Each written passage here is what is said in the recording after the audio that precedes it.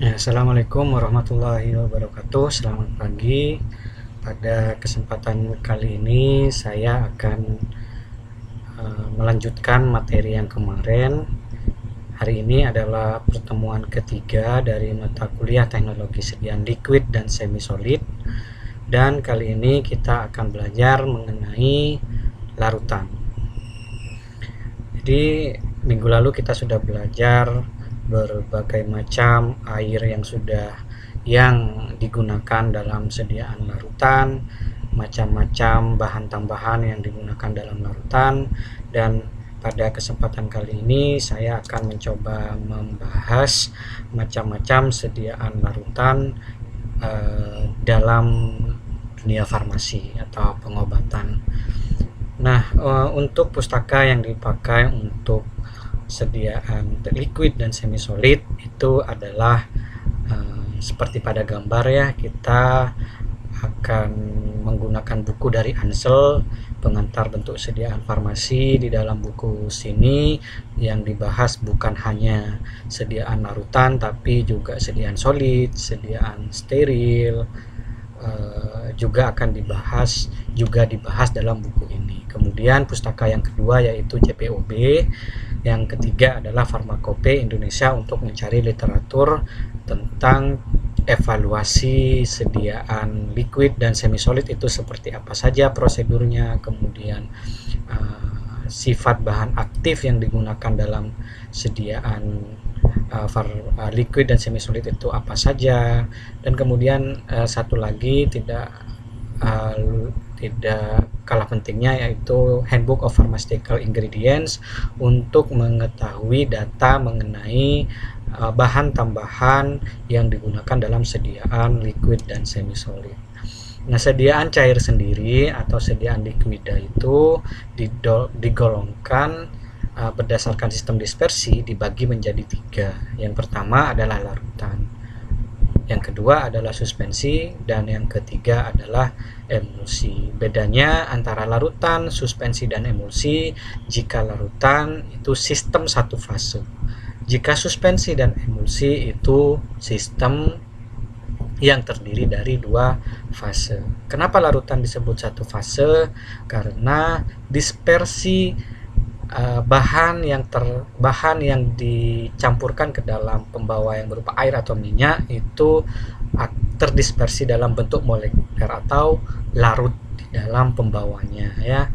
Jadi seperti sediaan sirup ya, infus, itu disebut larutan ya, karena terlarut artinya terdispersi dalam bentuk molekuler atau sangat kecil ya. Bentuk molekuler itu bagian paling kecil ya, kalau partikel itu besar.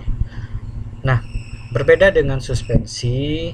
Suspensi itu adalah sistem yang terdiri dari dua fase, yaitu fase padat yang tidak larut terdispersi dalam fase cair yang biasanya dipakai adalah air. Ya, tidak larut artinya berada dalam bentuk partikel yang tidak larut. Jika kalian perhatikan sediaan suspensi ini, jika lama didiamkan maka akan mengendap.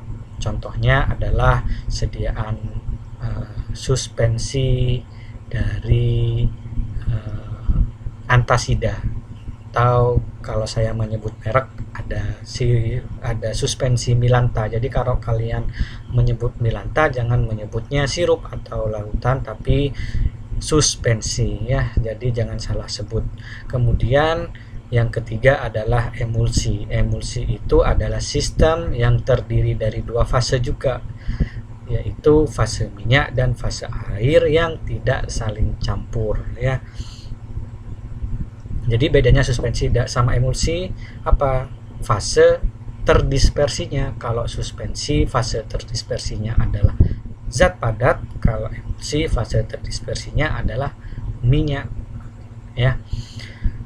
Fase terdispersi dalam bentuk tetesan-tetesan halus atau biasanya disebut droplet pada fase pendisperse. Tetesan halus ini bisa kalian bayangkan seperti gelembung-gelembung kecil, tapi gelembungnya itu berupa padatan atau minyak ya. Itu disebut dengan droplet. Nah, ini adalah contoh sediaan larutan yang ada di pasarannya. Yang pertama adalah Milanta, kemudian ada juga ini Usimox ya. Usimox ini adalah sirup kering ya. Sirup kering dimana jika ingin digunakan maka harus ditambahkan air terlebih dahulu ya. Nah, jadinya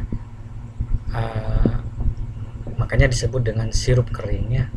Kemudian ini ada Inpepsa ya. Inpepsa ini adalah sukralfat, dia adalah suspensi juga ya.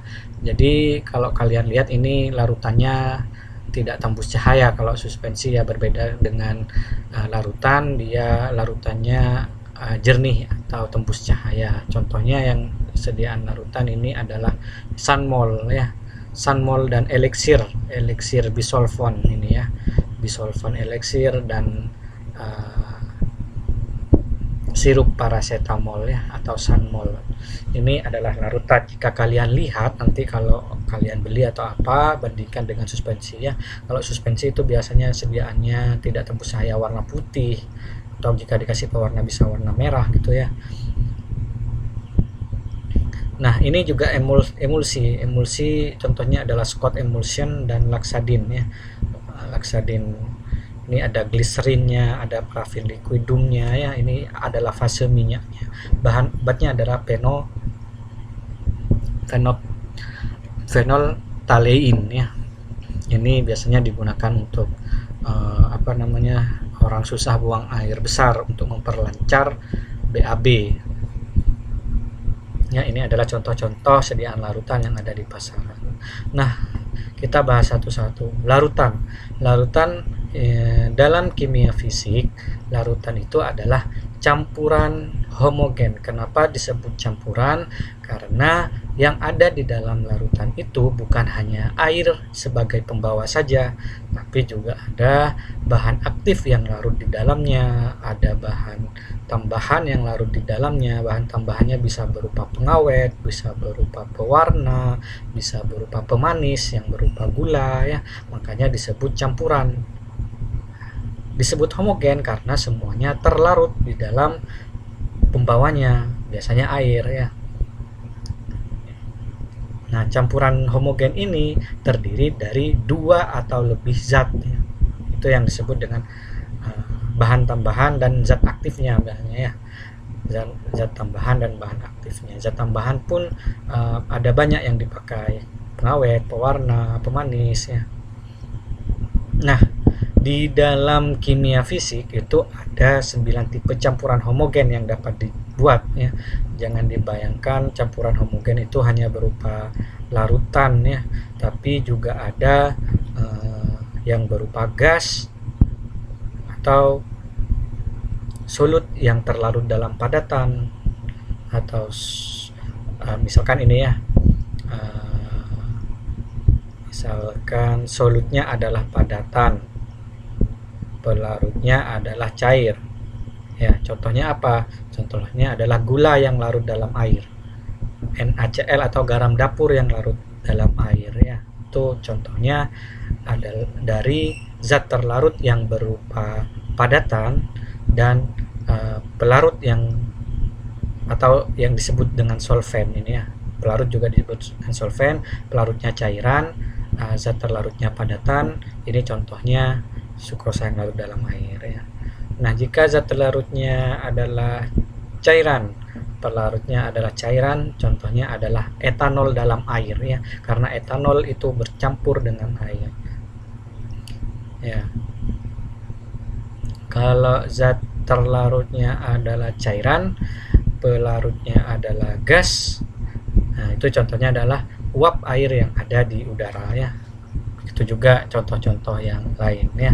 Ada yang zat terlarutnya adalah gas, pelarutnya adalah gas, itu udara, oksigen dan gas-gas lain dalam nitrogen itu ya. Itu adalah contoh dari larutan ya. Jadi jangan bayangkan larutan itu harus dalam bentuk cair, enggak ya. Dalam farmasi, larutan yang umum ya, ini yang biasanya digunakan dalam istilah di farmasi, larutan itu adalah larutan zat padat dalam pelarut cair. larutan dari zat cair dalam pelarut cair dan larutan gas dalam pelarut cair. Jadi secara umum di dunia farmasi itu pelarutnya adalah cair ya. Yang terlarut itu bisa zat padat, bisa zat cair, bisa gas ya, yang terlarut dalam pelarut cair tadi ya. Nah, berdasarkan Farmakope Indonesia edisi 5, larutan atau solutions itu adalah sediaan cair yang mengandung satu atau lebih zat kimia yang terlarut, misal terdispersi secara molekuler dalam pelarut yang sesuai atau campuran pelarut yang saling campur. Nah, penggolongan sediaan larutan berdasarkan cara pemberiannya itu dibagi menjadi 5 ya. Jadi sediaan larutan itu bukan hanya diminum lewat oral, tapi juga bisa digunakan secara topikal, bisa digunakan secara injeksi atau parenteral, bisa digunakan sebagai larutan otik atau tetes mata ya. Ada juga larutan optalmik ya, ada larutan tetes telinga, tetes mata gitu ya. Nah, penggolongan sediaan larutan berdasarkan pada sistem pelarut dan zat terlarut itu berdasarkan farmakope ada 3 ya, ada spirit, tinktur, dan larutan air. Nah, kalau larutan oral itu adalah sediaan cair yang dibuat untuk pemberian oral, artinya lewat mulut kita masuk ke dalam saluran pencernaan kita ya. Nah, larutan oral ini bisa mengandung satu atau lebih zat dengan atau tanpa bahan pengaroma, pemanis atau pewarna yang larut dalam air atau campuran pelarut kosolven air ya. Jadi yang perlu diperhatikan kalau ditanya mengenai larutan oral, kalian harus ingat bahwa larutan oral itu adalah sediaan cair digunakan untuk pemberian oral, bisa mengandung satu atau lebih zat ya, bisa pakai atau tanpa pengaroma, bisa pakai pemanis atau tidak, bisa pakai pewarna atau tidak, dan semuanya harus larut dalam air ya. Ternyata pelarutnya bukan yang digunakan dalam sediaan larutan oral itu bukan hanya air saja, tapi bisa saja campuran pelarut kosolven air. Apa itu kosolven? Kosolven adalah bahan yang digunakan untuk membantu meningkatkan kelarutan bahan di dalam pelarutnya ya, atau pelarut tambahan ya.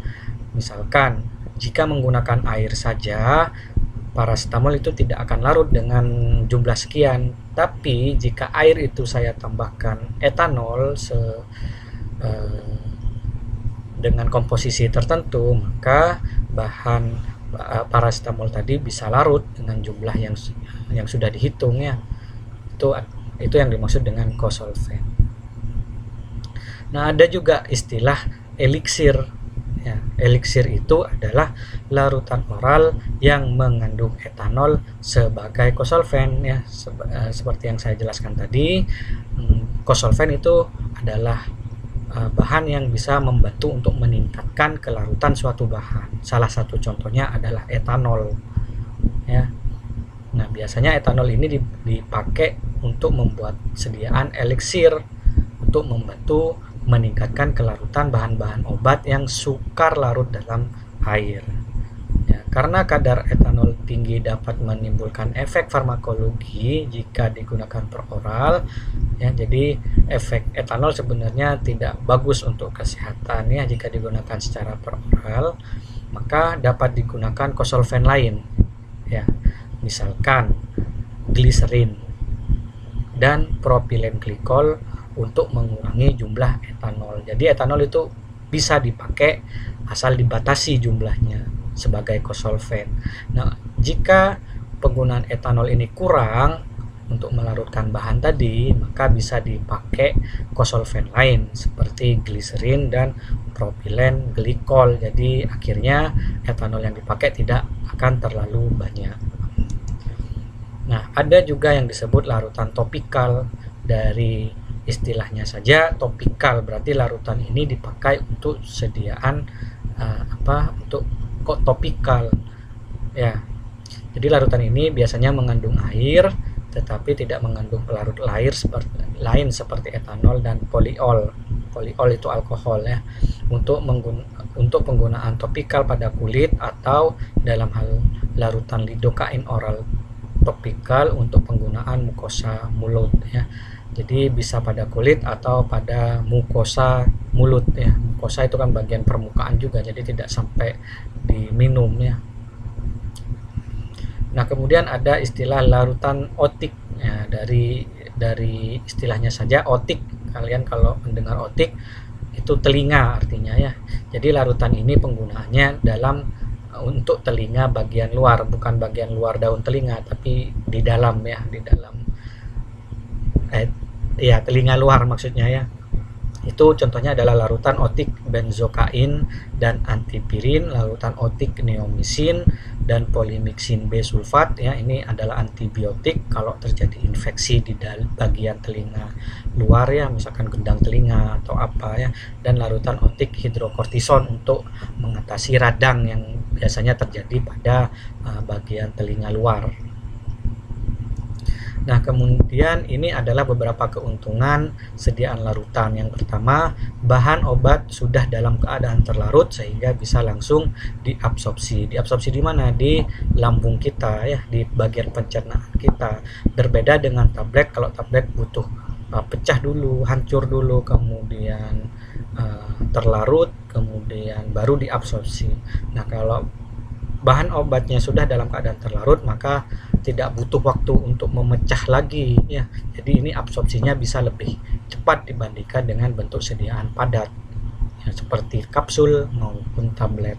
Nah, keuntungan yang kedua adalah cara penggunaannya lebih mudah ya, mudah ditelan, terutama bagi pengguna yang sulit menelan seperti anak-anak dan lansia ya.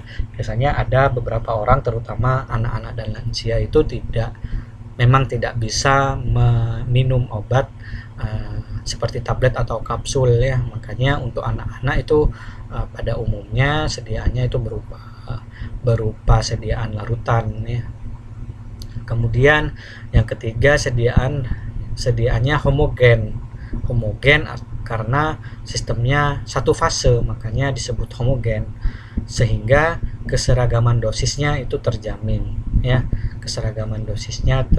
Jadi untuk sediaan larutan tidak perlu dikocok dahulu, berbeda dengan sediaan suspensi maupun emulsi, karena untuk sediaan suspensi dan emulsi yang merupakan sistem yang terdiri dari dua fase, bisa saja ketika dalam penyimpanan untuk suspensi ada bahan padat yang mengendap ya. Makanya untuk sediaan emulsi maupun suspensi di kemasannya biasanya tertulis kocok dahulu ya, harus wajib ditulis kocok dahulu. Kalau larutan biasanya tidak ada tanda kocok dahulu. Kocok dahulu itu untuk sediaan suspensi dan emulsi. Nah, kemudian keuntungan yang keempat, larutan segera terencerkan oleh isi lambung sehingga aman untuk obat-obat yang bersifat mengiritasi lambung ya. Jadi ini adalah keuntungan yang keempat. Kemudian yang kelima, pengaturan dosis lebih mudah ya. Pengaturan dosis lebih mudah. Jadi untuk setelah dihitung, misalkan butuh 2 mili atau butuh 5 mili. Nah, itu sudah ada alat yang biasanya kalau 5 mili itu sendok teh, kalau 15 mili itu pakai sendok makan ya, ada sendok takar, biasanya itu sudah ada ukurannya, atau pipet tetes untuk anak-anak ya, untuk bayi, anak-anak itu menggunakan pipet tetes yang sudah ada ukurannya. Nah, kemudian ini ada keuntungan, pasti ada kerugian ya. Nah, yang kerugian sediaan larutan yang pertama terkait stabilitas dari bahan aktif ya, seringkali lebih rendah dibandingkan dengan bentuk sediaan padat. Sediaan padat itu kan tidak mengandung air kering ya, karena adanya air dalam jumlah besar pada sediaan merupakan media reaksi kimia ya. Jadi air itu merupakan media yang baik untuk terjadinya reaksi kimia, sehingga bisa menyebabkan bahan aktifnya itu tidak stabil. Kalau tidak stabil itu bahan aktifnya bisa berubah ke bentuk lain ya, sehingga menurunkan jumlah bahan aktif yang ada ya. Ini kerugian sediaan larutan. Yang kedua, kandungan air yang cukup besar merupakan media yang baik untuk pertumbuhan mikroba ya. Ini juga stabilitas secara mikrobiologi, karena adanya air itu juga merupakan media yang baik untuk pertumbuhan mikroba ya. Makanya sediaan larutan itu butuh pengawet ya, butuh pengawet. Nah, kemudian nomor 3, dalam jumlah besar terjadi kesulitan dalam pendistribusian dan penyimpanan ya, kemasan. Nah, ya ini terkait dengan distribusi ya. Tentunya nanti larinya ke biaya ya. Jika kalian bayangkan untuk mengangkut 1000 botol sirup dengan 1000 box 1000 box sediaan tablet ya, lebih mudah sediaan tablet karena lebih ringan juga ya, tidak mengandung air. Makanya ini juga salah satu kerugian dalam sediaan larutan. Kemudian yang terakhir adalah ketepatan dosis itu tergantung pada kemampuan pasien menggunakan penakar ya. Walaupun sudah ada sendok takar ataupun pipet yang sudah ada ukurannya, tapi kalau si pasien atau yang mau minum tidak tahu cara menggunakannya, maka ini akan menjadi kerugian tersendiri dalam sediaan larutan. Makanya harus diinformasikan kepada pasien cara menggunakan takaran yang tepat itu seperti apa. Karakteristik sediaan larutan ya. Jadi sediaan larutan atau yang homogen atau yang satu fase tadi ya, itu pasti yang pertama akan jernih atau transparan. Kemudian yang kedua, kadar bahan aktif sesuai dengan ketentuan. Yang ketiga, warna, bau, dan rasanya yang enak atau menarik ya, karena biasanya sediaan larutan terutama untuk anak-anak itu sudah ditambahkan gula yang banyak, kemudian ditambahkan pewarna, ditambahkan perasa, sehingga rasanya enak, manis, dan warnanya juga menarik ya. Itu disebut acceptable ya, penerimaan yang tinggi terhadap sediaan itu ya, biar si anak itu tidak menolak, itu acceptable namanya. Nah, kemudian yang keempat, mempunyai kekentalan yang cukup, artinya tidak terlalu encer, tidak terlalu kental ya. Kalau terlalu kental akan susah dituang, kalau terlalu encer juga akan tumpah-tumpah jika dituang dari botol ke sendok takar gitu ya. Makanya kekentalannya itu harus cukup. Kemudian didapar pada pH tertentu, terutama untuk bahan obat yang stabilitasnya dipengaruhi pH. Jadi tergantung bahan obatnya ya. Jika bahan obatnya mempunyai stabilitas dalam pH yang rentangnya sempit, misalkan si bahan obat parastamol ini stabilitas atau stabil obatnya pada pH 6 sampai 6,5 misalkan, itu termasuk pH rentang yang sempit. Makanya harus ditambahkan dapar untuk mempertahankan pH sediaan dalam rentang pH yang sempit tadi. Kalau tidak ditambahkan dapar, maka bisa saja di dalam penyimpanan nanti pH-nya akan bergeser ke 7. Nah, kalau sudah bergeser ke 7 kan bahan obatnya akan rusak, tidak stabil. Makanya perlu ditambahkan dapar khusus untuk obat-obat yang stabilitasnya dipengaruhi pH. Tidak hanya stabilitasnya tapi kelarutannya juga ya. Kalau kelarutannya misalkan hanya pada pH 6 sampai 7 ya, jika pH-nya berubah 7,5, maka nanti akan ada zat bahan aktifnya yang tidak larut, artinya mengendap, akan jadi jelek ya kelihatannya, atau secara visual akan jadi jelek, dan juga akan menyebabkan ketidaktepatan dosis nanti itu ya. Nah, bebas dari kontaminasi mikroba ini juga salah satu syarat yang harus dipenuhi dalam sediaan larutan ya, karakteristiknya bebas dari kontaminasi mikroba. Bukan hanya sediaan larutan sebenarnya ya, sediaan farmasi lainnya juga harus bebas dari kontaminasi mikroba. Kemudian yang terakhir, mempunyai berat jenis tertentu, artinya untuk penunjang mutu ya. Artinya berat jenis itu diukur untuk sediaan di industri farmasi di bagian quality controlnya untuk mengetahui mutu atau kualitas. Jadi berat jenis, misalkan berat jenis produksi pertama itu nilainya X, nah produksi kedua ini harusnya X juga berat jenisnya. Jika melenceng dari nilai X, maka ini mutunya jadi jelek ya. Itu bisa dipakai untuk penunjang mutu. Nah, formulasi sediaan farmasi terutama larutan itu harus memperhatikan atau memenuhi aspek-aspek farmaseutik agar diperoleh sediaan yang bermutu atau berkualitas. Nah, yang saya warnain merah ini adalah aspek farmaseutiknya yang harus dipenuhi ya. Jadi yang pertama itu harus aman dulu ya. Yang kedua efektif atau memberikan efek. Yang ketiga stabilitas atau sediaannya itu stabil, tidak berubah menjadi racun atau apa gitu ya yang membahayakan. Yang terakhir adalah akseptabilitas atau penerimaan konsumen terhadap sediaan tersebut ya. Bisa ditambahkan perasa, bisa ditambahkan warna ya, itu untuk menunjang akseptabilitas. Nah, makanya akseptabilitas ini ditaruh terakhir karena tidak begitu penting ya. Yang penting itu adalah aman, efektif, stabil, baru akseptabilitas itu dipikirkan ya. Ini adalah aspek penting dalam sediaan farmasi, bukan hanya untuk sediaan larutan, tapi semua sediaan farmasi harus memenuhi aspek farmaseutik ini. Nah, sediaan yang bermutu atau berkualitas baik itu harus memenuhi keempat aspek ini ya.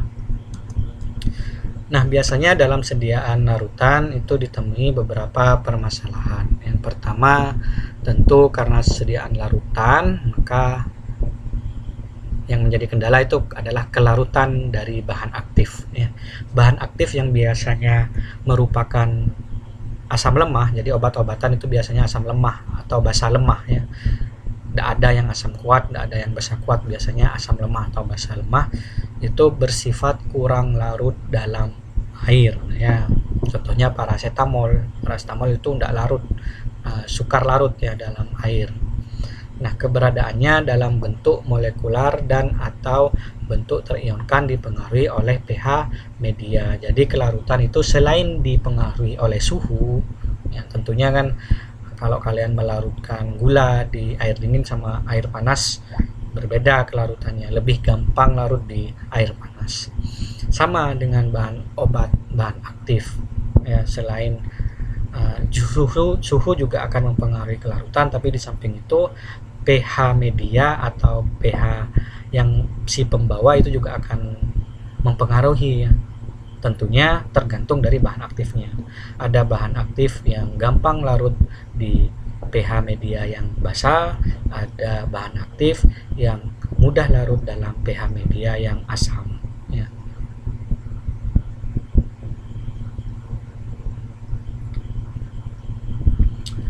Makanya perlu diperhatikan, perlu dicari tahu terlebih dahulu, perlu adanya studi preformulasi dulu untuk mengatasi permasalahan-permasalahan yang akan dihadapi ketika akan memformulasi suatu obat ya. Nah, selain permasalahan kelarutan, yang kedua adalah stabilitas dari bahan aktif ya.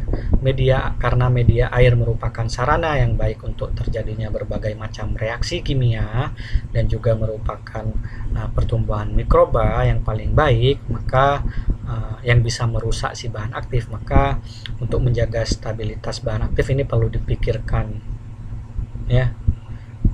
Untuk mengatasi pertumbuhan mikroba biasanya dipakailah pengawet supaya tidak terjadi pertumbuhan mikroba ya. Biasanya yang dipakai adalah nipagin nipasol ya. Kalau terjadi reaksi oksidasi, berarti harus ditambahkan antioksidan di dalam sediaan itu. Jika tidak terjadi, bahan aktifnya tidak mudah teroksidasi, maka dia tidak perlu ditambahkan bahan tambahan yang berupa antioksidan gitu ya. Jadi tergantung bahan aktif yang dipakai, ada yang stabil, ada yang tidak stabil gitu ya. Kemudian formulasi sediaan larutan. Pertimbangan utama bahan aktif bahan obat dibuat dalam sediaan larutan itu pertama kelarutan bahan aktifnya. Jadi kalau bahan aktifnya sudah sangat sukar larut dalam air, ya berarti sediaan itu tidak bakal bisa dibuat dalam bentuk larutan ya. Mungkin bisa dalam bentuk suspensi atau sirup kering itu ya, suspensi biasanya yang dibuat dalam bentuk suspensi. Nah kalau bahan aktifnya mudah larut, maka sediaan itu bisa dibuat untuk sediaan larutan. Yang kedua, stabilitas bahan aktif dalam bentuk terlarutnya. Jika bahan aktifnya tidak stabil dalam air, maka sediaan itu jangan dibuat dalam bentuk larutan dengan pembawa air. Solusinya bagaimana kalau bahan aktifnya tidak stabil dalam bentuk terlarutnya dalam media air? Ya pakai media yang lain ya, bisa pakai minyak mungkin ya, atau bisa dalam bentuk sirup kering ya, kayak antibiotik amoksisilin atau apa ya, banyak yang antibiotik yang tidak stabil dalam bentuk terlarutnya, makanya dibuat dalam sirup kering. Ketika mau dipakai oleh pasien, baru sediaan itu ditambahkan air ya. Nah bahan aktif umumnya merupakan asam lemah atau basa lemah ya. Kelarutannya dipengaruhi oleh pH lingkungan, kemudian efektif dalam bentuk molekuler ya, tak terionkan. Jadi kalau bahan aktif itu kalau terlarut itu bisa dalam bentuk ion atau bentuk molekulnya tidak bermuatan artinya ya. Nah kemudian faktor-faktor yang mempengaruhi stabilitas sediaan larutan, yang pertama sudah saya jelaskan tadi, itu pH ya. Kemudian yang kedua temperatur dan cahaya. Solusinya gimana kalau pH-nya stabilitas sediaan itu dipengaruhi oleh pH? Pakai dapar gitu ya. Yang kedua temperatur dan cahaya. Nah bagaimana solusinya jika larutan itu atau sediaan itu tidak stabil terhadap cahaya? Maka kemasannya dibuat gimana caranya bahan kemasannya tidak tembus cahaya ya, bisa pakai bahan yang plastik putih itu atau opak itu disebutnya ya, jangan pakai yang botol yang tembus cahaya ya, atau pakai botol coklat itu untuk mengurangi cahaya yang masuk, untuk agar terhindar sediaannya dari cahaya ya, pakai botol coklat itu juga bisa ya.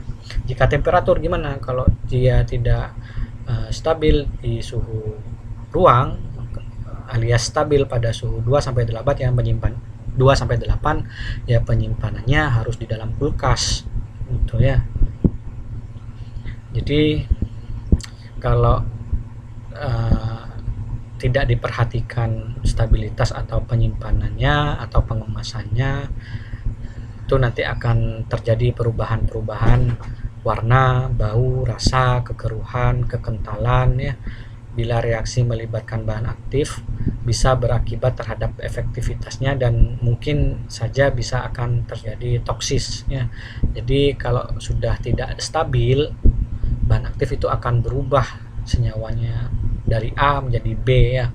Si B ini bisa menyebabkan toksis juga ya. Jadi ini pentingnya kenapa kita juga belajar tentang stabilitas, perlu diperhatikan stabilitas. Yang ketiga, kontaminasi mikroba, karena air merupakan media pertumbuhan mikroba ya. Nah stabilitas sendiri itu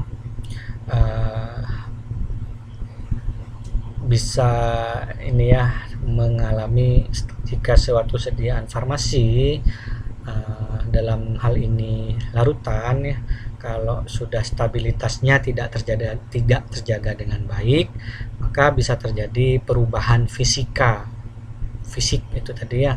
Perubahan fisik itu kayak warna, bau, rasa itu juga akan berubah.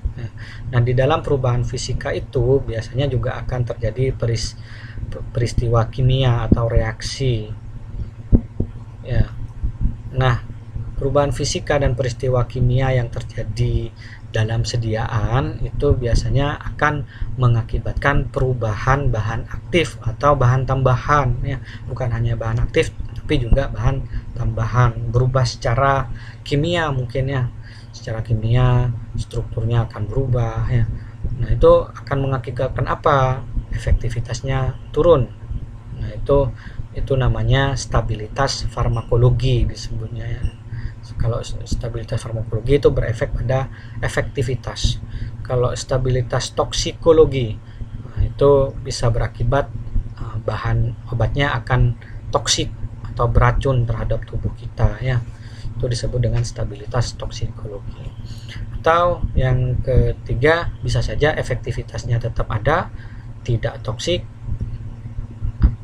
aseptibilitasnya turun.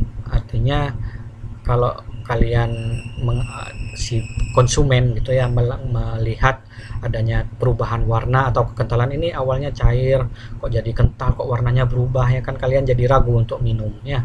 Itu yang disebut aseptibilitasnya menurun ya. Ini bisa saja terjadi salah satunya atau bisa saja terjadi semuanya, ketiga-tiganya ya. Stabilitas farmakologinya menurun, stabilitas toksikologinya menurun, aseptibilitasnya juga menurun ya. Atau bisa terjadi salah satu ya, bisa saja. Nah, kemudian yang keempat itu stabilitas secara mikrobiologi, karena air ya, di dalam larutan itu biasanya banyak mengandung air. Dan seperti dijelaskan tadi, air itu merupakan media terjadinya reaksi dan media pertumbuhan mikroba. Makanya disebut stabilitas mikrobiologi. Nah, kelarutan, karena di sini kita belajar tentang larutan, maka kelarutan itu menjadi hal yang sangat penting yang harus diketahui oleh mahasiswa ya. Kelarutan sendiri itu dimaknai secara kuantitatif, didefinisikan sebagai konsentrasi zat terlarut dalam keadaan jenuh pada temperatur tertentu. Jenuh ya, artinya keadaan jenuh itu gini, jika kalian melarutkan gula, saya melarutkan gula 1 gram masih larut, kemudian saya tambahkan 0,1 gram, itu sudah tidak larut ya. Jadi bisa dikatakan 1 gram itu dalam 1 gelas, misalnya 1 gelas 100 ml misalkan ya, saya punya air 100 ml, saya larutkan 1 gram, larut masih. Ketika saya tambahkan sedikit saja gula, maka sudah ada yang ngendap, itu artinya sudah tidak larut. Maka yang disebut kelarutan itu yang 1 gram dalam 100 ml tadi ya, itu kelarutan, dan kondisi itu sudah dimaknai sebagai keadaan jenuh ya. Jenuh itu sudah tidak bisa ditambahkan gula walaupun sedikit gitu ya. Itu yang disebut dengan kelarutan ya. Nah, kenapa pada temperatur tertentu? Karena ternyata jika suhu itu juga akan mempengaruhi kelarutan.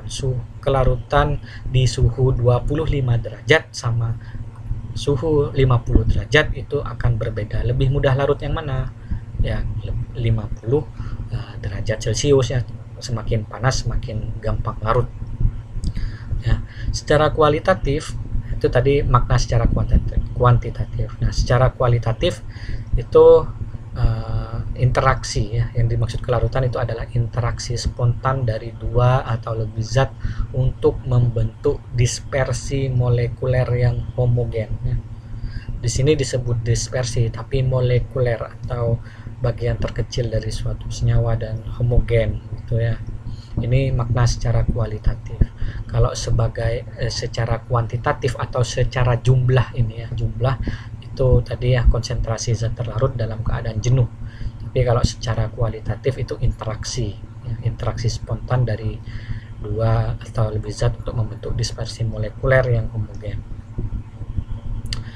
Nah, proses pelarutan itu melibatkan interaksi ya. Interaksi dari apa? Dari solut, solvent, dan solvent. Solut itu adalah zat yang terlarut, solvent itu adalah pelarutnya ya. Nah, ini adalah biasanya di dalam suatu pustaka yang kita pakai ini farmakope ya. Biasanya dinyatakan begini, kelarutan itu dinyatakan sebagai satu bagian bobot zat padat larut dalam bagian volume tertentu pelarut, atau satu bagian volume zat cair larut dalam bagian volume tertentu pelarut. Jadi yang larut itu bukan hanya padat, tapi zat cair itu juga bisa larut dalam pelarut ya, gitu ya. Misalkan etanol itu larut dalam air, etanol kan cair. Nah, kalau zat padat larut dalam pelarut tertentu itu contohnya gula dalam pelarut air, misalnya bagian volume tertentu ya.